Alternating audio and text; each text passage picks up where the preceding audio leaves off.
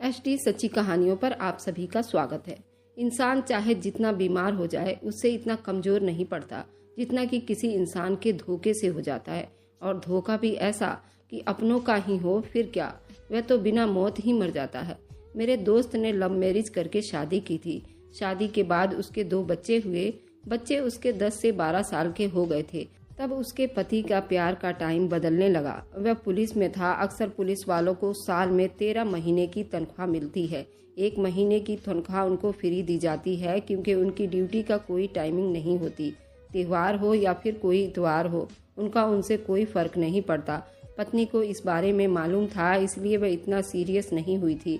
उसको मालूम था इसी तरह की ड्यूटी उसके पति की होती है, और उसे इतना प्यार करती थी कि वह कभी पूछती ही नहीं थी और ना ही कभी शक किया था। अचानक से उसके पति का एक्सीडेंट हो गया और उसको काफी चोटें आईं।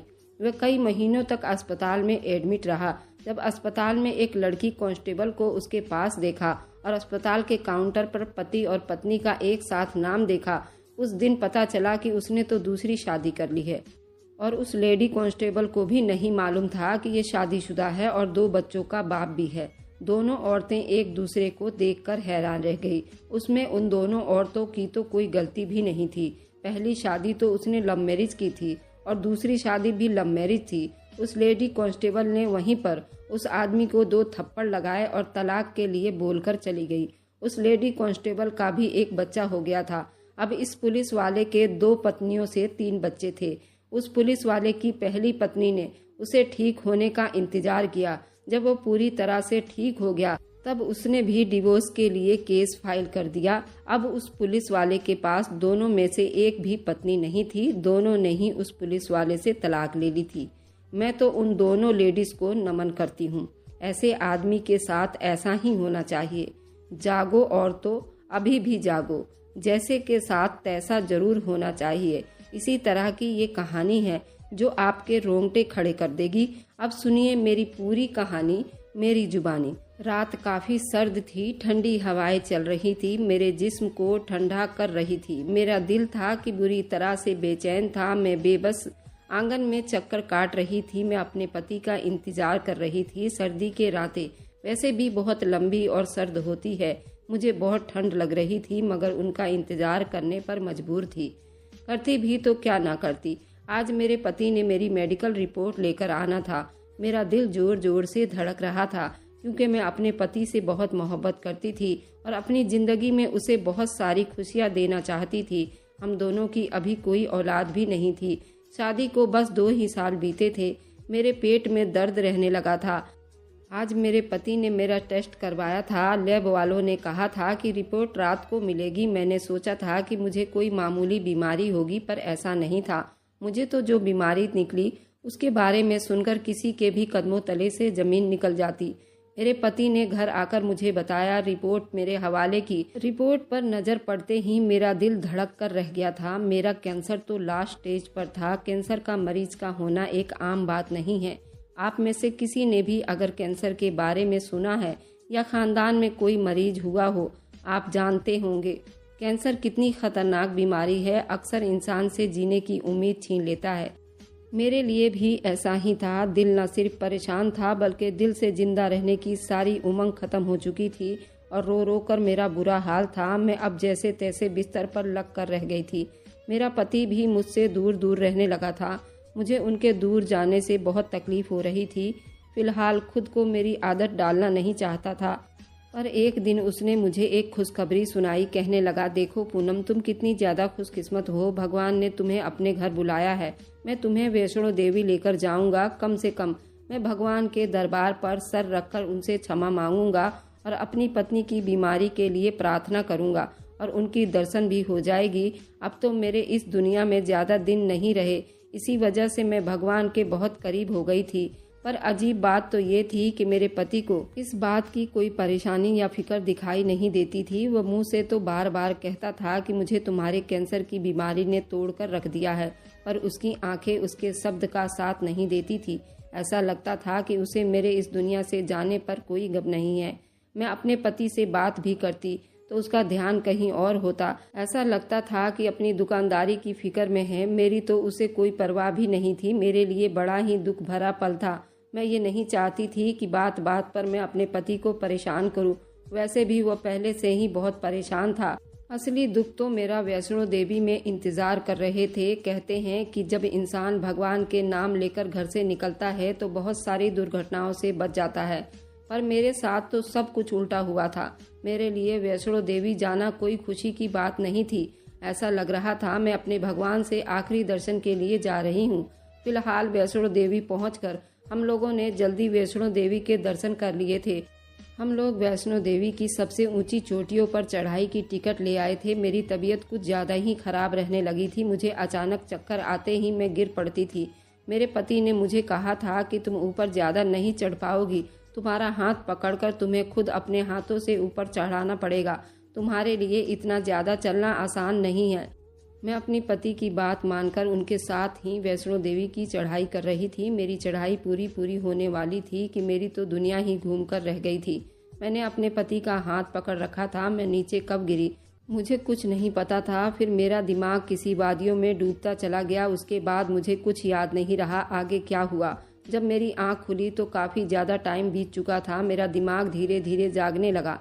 जब मेरी नज़र आसपास के माहौल पर पड़ी तो देखा मैं किसी और जगह पर लेटी थी जहां आसपास कुछ भी नहीं था। ये तो खाली कमरा था। इसमें तो बहुत सजावट थी। रेशमी बिस्तर पड़ा था।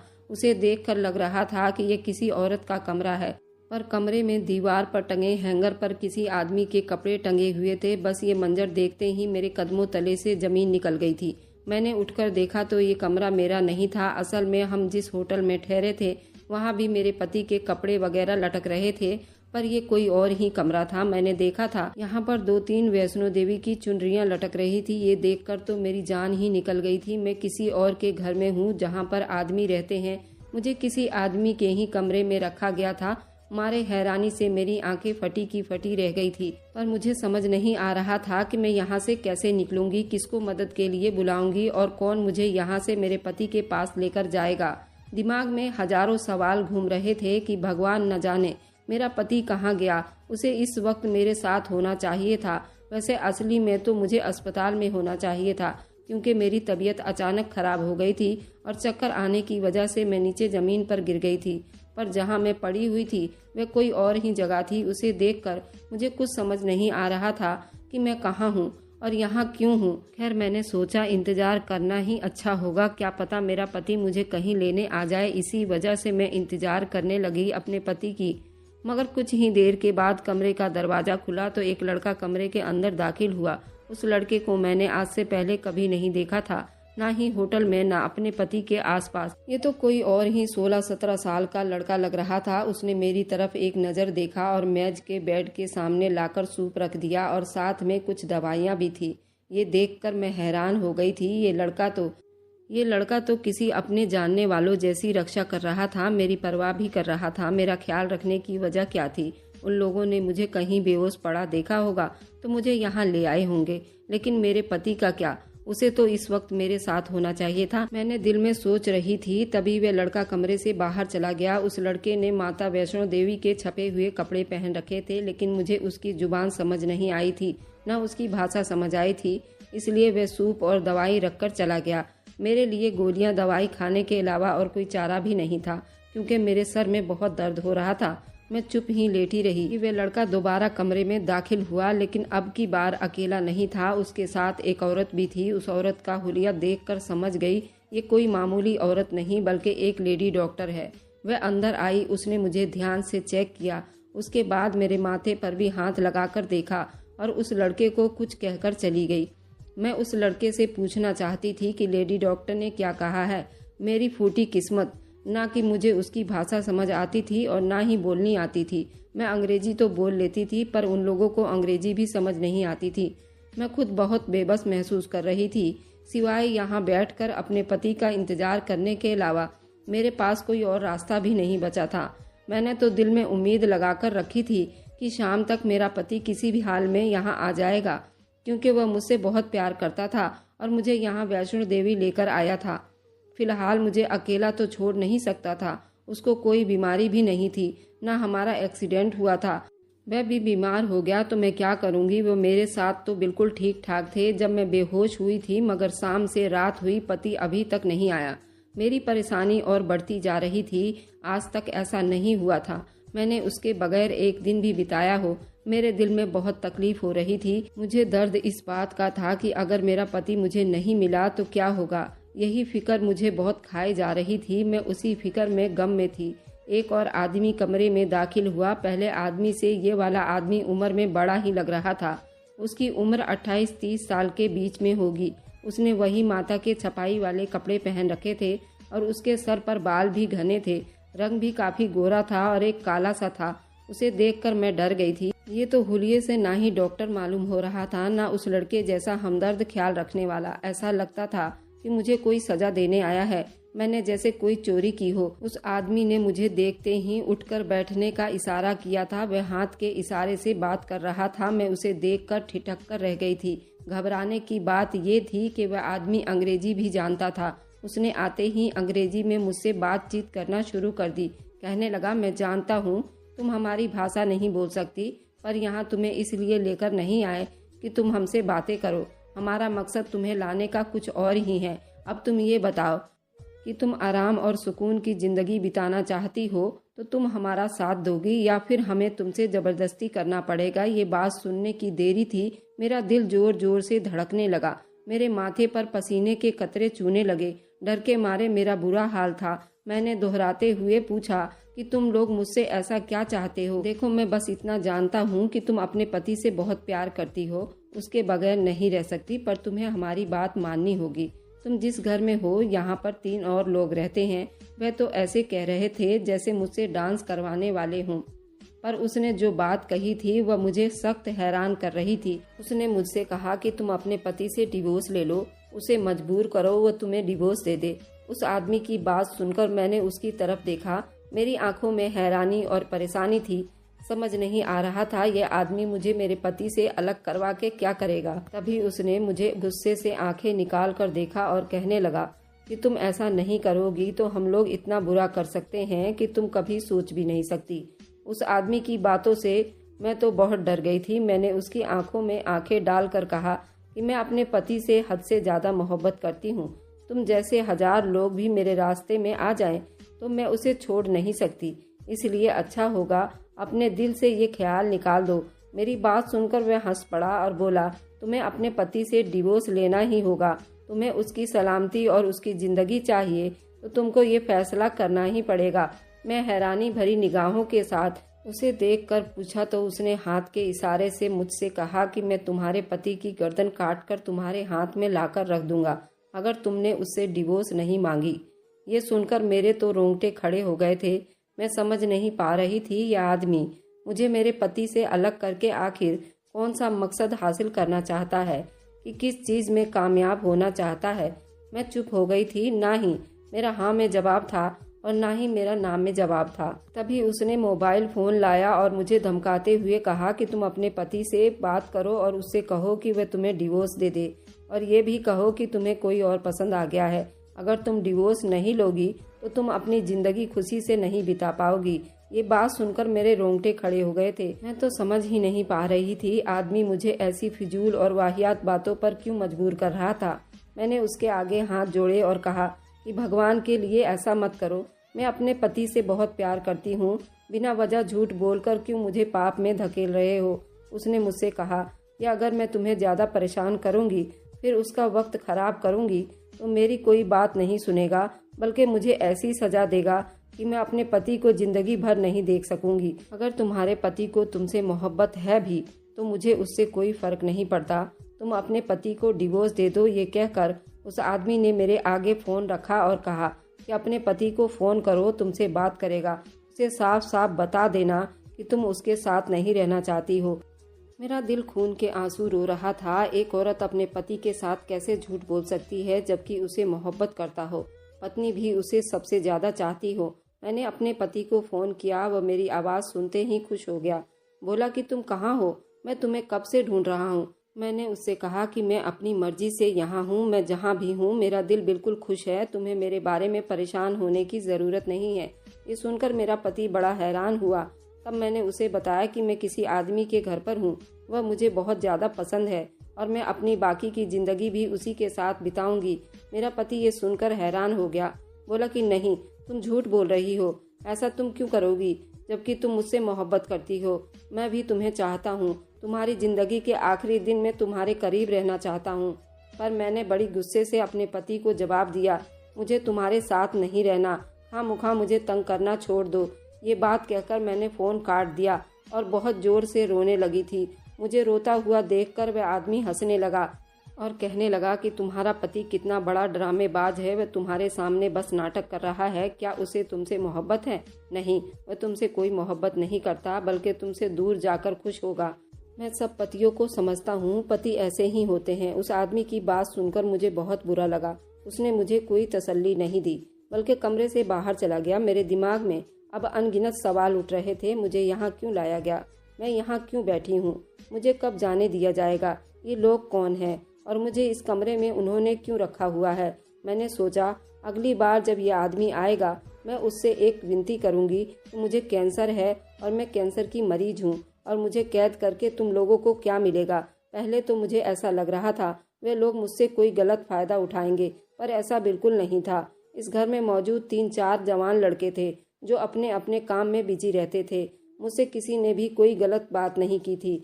अब मुझे यहाँ रहते हुए 2-3 हफ्ते बीत चुके थे। मेरी तबीयत भी खराब होने लगी थी। मैं जानती थी जब मैं इन लोगों को अपनी कैंसर की बीमारी के बारे में बताऊंगी तो वो मुझे अपने घर से खुद ही निकाल देगा। फिलहाल कोई भी एक मरीज आदमी के साथ कभी नहीं रहना चाहेगा। वैसे भी मुझे तो ये लोग तीनों टाइम का खाना भी देते थे। अब तो मुझे परेशानी कम और हैरानी ज़्यादा होने लगी थी। आखिर मुझे यहाँ रखकर उन लोगों को क्या फ़ायदा होगा? तभी इंतज़ार करने लगी। शाम को जब उस गंजे आदमी को आना था, मेरे कमरे में आकर मेरा हाल चाल पूछ लेता। उस दिन जब वो मेरे कमरे में आया, मैंने जल्दी से रोना शुरू कर दिया। उसका दिल नरम पड़ गया। मेरी तरफ देखकर बोला, क्या बात है? अब मैंने उसके सामने रो कर कहा कि मैं कैंसर की मरीज हूँ, मैं आखिरी स्टेज पर हूँ। तुम लोगों ने मुझे यहाँ क्यों कैद कर रखा है? तुम्हारा मेरे साथ ऐसा कौन सा फ़ायदा जुड़ा हुआ है कि तुम लोग मेरे ही पीछे पड़ गए हो? मैं तुम लोगों के किस काम आऊँगी? ना तुम लोगों के लिए खाना पका सकती हूँ, ना तुम लोगों को पैसे दे सकती हूँ। मेरा तो यहाँ कोई ऐसा वारिस भी नहीं है जिससे तुम लोग मेरे बारे में कहकर उससे पैसे ले लो। इसलिए अच्छा होगा कि तुम लोग मुझे छोड़ दो, मैं अपने घर चली जाऊँ, अपने पति के पास जाऊँ। भगवान के लिए मेरे पति से झूठ तो मत बुलवाओ, मैं उससे मोहब्बत करती हूँ। वह क्या सोच रहा होगा? मेरी इतनी सारी बातें सुनकर वह आदमी हंसने लगा। उसने ठहाके लगाए और मुझे रोने पर मजबूर कर दिया। तभी उसने मुझसे कहा कि चलो जल्दी से तैयार हो जाओ, मैं तुम्हें एक जगह लेकर चलता हूँ। वहाँ जाकर तुम्हें खुशी होगी और हैरानी भी होगी। तुम सोचोगी तुम्हारे साथ झूठ भी मैंने नहीं, किसी और ने बोला है। मैंने उसकी बात पर यकीन कर लिया। सोचा कि चलो इसी बहाने मैं इस बड़े से घर से बाहर तो निकलूंगी, क्योंकि मैं इतने दिनों से यहाँ रह रही थी पर एक बार भी मुझे बाहर जाने नहीं दिया गया था। उन लोगों ने मुझे इस तरह से इस घर में कैद कर रखा था। पर आज जब उसने मुझे अपने साथ बाहर जाने को कहा, मैं खुश हो गई। मैं जल्दी तैयार हो गई थी।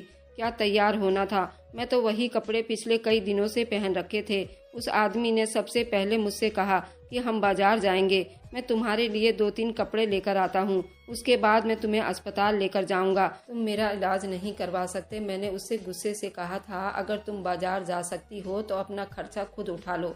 चलो, मैं तुम्हारा खाना भी दे रहा हूँ, तुम्हारा ख्याल भी रख रहा हूँ, फिर तुम इतनी घमंडी बातें क्यों कर रही हो? मैंने तुम्हें यहाँ से निकलने के लिए भी मना नहीं किया, बस तुम जरा सा गुस्से में थी। मैं नहीं चाहता था कि तुम गुस्से की हालत में घर से बाहर जाओ।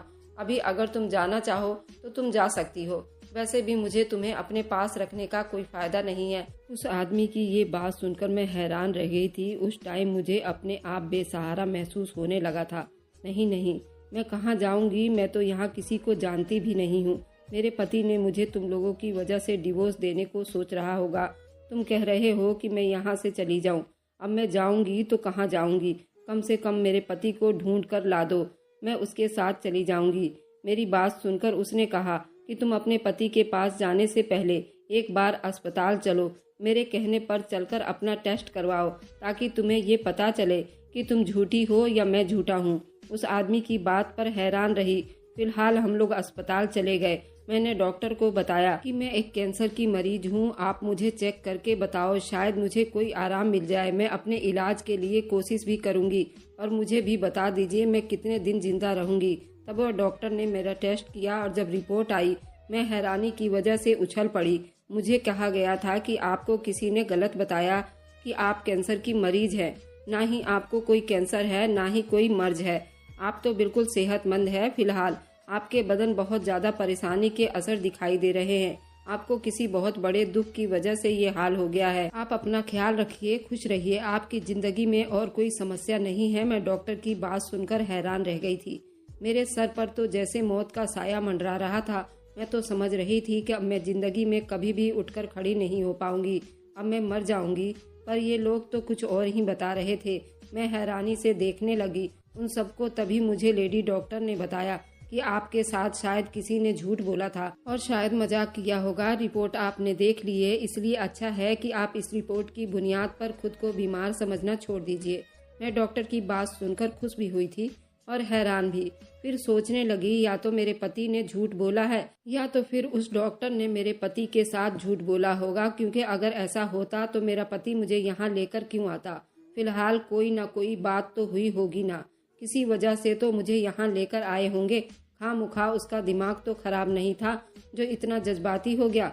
मुझे यहाँ वैष्णो देवी लेकर चले आए, उसके कितने पैसे लग गए होंगे, लेकिन फिर भी उसने मेरी इतनी बात मानी और मुझे यहाँ वैष्णो देवी लेकर आया और खर्च बर्दाश्त किया। मेरे दिल में अपने पति के लिए और ज्यादा मोहब्बत बढ़ गई थी। मैंने उनसे कहा कि मेरा पति झूठ नहीं बोल सकता, इसलिए अच्छा है आप लोग मेरे पति पर इल्जाम लगाना बंद कीजिए। अब मैं उस आदमी पर गुस्सा करने लगी। मैंने कहा तुमने मेरे साथ बहुत बड़ा धोखा किया है। मेरा पति मुझे छोड़कर तुम्हारी वजह से गया है। अब अगर उसे पता चले कि उसकी पत्नी को कैंसर नहीं है तो वह कितना खुश होगा और मेरे साथ रहने के लिए बेकरार हो जाएगा। तुमने उस बेचारे को मासूम कर दिया। मेरी बात सुनकर वह आदमी हंस पड़ा था। देखो तुम अभी भी नहीं सुधरी। तुम्हें अभी तक यकीन नहीं आ रहा कि तुम कैंसर की मरीज नहीं हो, पर तुम ये सोचो कि तुम्हारा पति इतना भी भोला नहीं है। उसने तुम्हें गलत रिपोर्ट लाकर दिखाई होगी, तुम्हें कह दिया होगा कि तुम कैंसर की मरीज हो। मेरी बहन तुम बहुत ही मासूम हो। तुम्हारी सूरत देखकर मैं समझ गया था कि तुम किसी अच्छे घर की लड़की हो, इसलिए मैं तुम्हें ये सारी बातें बता रहा हूँ। वरना जैसे तुम्हारे पति ने कहा था ना, अगर मैं वैसे ही करता तो उसके बाद तुम्हें यहाँ पर छोड़ देता, तुम अपने तरीके से अपने घर चली जाती। तुम्हारे माँ बाप तुम पर यकीन न करते, पर मेरी मानो मैं तुम्हारे लिए माँ बाप के आगे गवाही देने को तैयार हूँ कि उनके बेटे ने उनसे झूठ बोला है। क्या मतलब? मैं उस लड़के की बात सुनकर हैरान रह गई। उसने कहा कि मेरे पति का दोस्त है। मेरा पति और वे काफी सालों पहले एक साथ काम किया करते थे। जब मेरे पति की शादी मुझसे हो गई थी तो उसने अपने दोस्त को यही बताया था कि मेरी शादी एक बहुत बड़ी कैरेक्टर लेस लड़की से हो गई है। मैं उससे अपना जान छुड़वाना चाहता हूँ। उस आदमी ने मेरे पति को ये आइडिया बताया कि तुम अपनी पत्नी को यहाँ लेकर आओ, उसके बाद मैं खुद उसे डिवोर्स लेने पर मजबूर कर दूंगा। जब वो तुमसे खुद डिवोर्स मांगेगी तो उसके खानदान में कोई तुम पर उंगली नहीं उठाएगा, सब लोग उसी को कैरेक्टर लेस कहेंगे। मैं हैरान रह गई थी कि मेरा पति ऐसा क्यों करेगा। मुझे अभी भी उस आदमी की बात पर यकीन नहीं आ रहा था। फिर उसने मेरे पति का रिकॉर्डिंग सुनाया। वह कॉल पर अपने इस दोस्त से बातें कर रहा था और यही कह रहा था कि मैं नीतू से शादी करना चाहता हूँ, अपनी मोहब्बत पाना चाहता हूँ। भगवान के लिए किसी तरह मेरी मदद करो, उस कैरेक्टर लेस औरत से मेरी जान छुड़वा दो। उसका दोस्त बहुत ही ईमानदार आदमी लग रहा था। वह हमेशा ऐसे लोगों की ही मदद करता था। मेरा पति जानता था मैं उससे झूठ बोलूंगा तो ही मेरी मदद करेगा, इसलिए झूठी कहानी सुनाकर उस आदमी के जरिए मुझे अगवा भी करवा दिया और फिर ये सारा ड्रामा खुद ही रचाकर मेरे माँ बाप के सामने मेरा कॉल रिकॉर्डिंग भी रख दी। आपकी बेटी खुद ही मुझसे डिवोर्स लेना चाह रही है और अपनी जान छुड़वाना चाहती है और मुझे छोड़कर चली गई है। मेरे पति का आइडिया तो बहुत ही अच्छा था, पर मेरे कैरेक्टर पर और मेरे शराफत पर, मेरे चेहरे पर लिखी अच्छाई की दास्तान से उस आदमी का दिल बदल गया था। उसने मेरे साथ बुरा करने के बजाय मेरे माँ बाप के सामने इस सारी कहानी की गवाही दी। अगर वो मेरे कैरेक्टर की गवाही ना देता तो शायद मैं सबके सामने बदनाम हो जाती। मगर कहते हैं ना, जिसको भगवान बचाए उसका कौन बिगाड़े। उस आदमी ने मुझे वाकई में सबके सामने बदनाम होने से बचा लिया। भगवान की कृपा थी कि मेरा पति भी सुधर चुका था, पर उसका दिया हुआ दुख मुझे आज भी याद आता है। अगर आपको आज की कहानी पसंद आई है तो वीडियो को जरूर लाइक कीजिएगा और अपने दोस्तों के साथ शेयर भी कीजिएगा। और हाँ, अगर आपने अभी तक हमारे चैनल को सब्सक्राइब नहीं किया है तो जरूर सब्सक्राइब कर लें। मिलते हैं हम अपनी कल की एक नई दिलचस्प कहानी के साथ। मुझ पर अपना सदा प्यार और स्नेह बनाए रखें। सभी को मेरा प्यार भरा नमस्कार दोस्तों।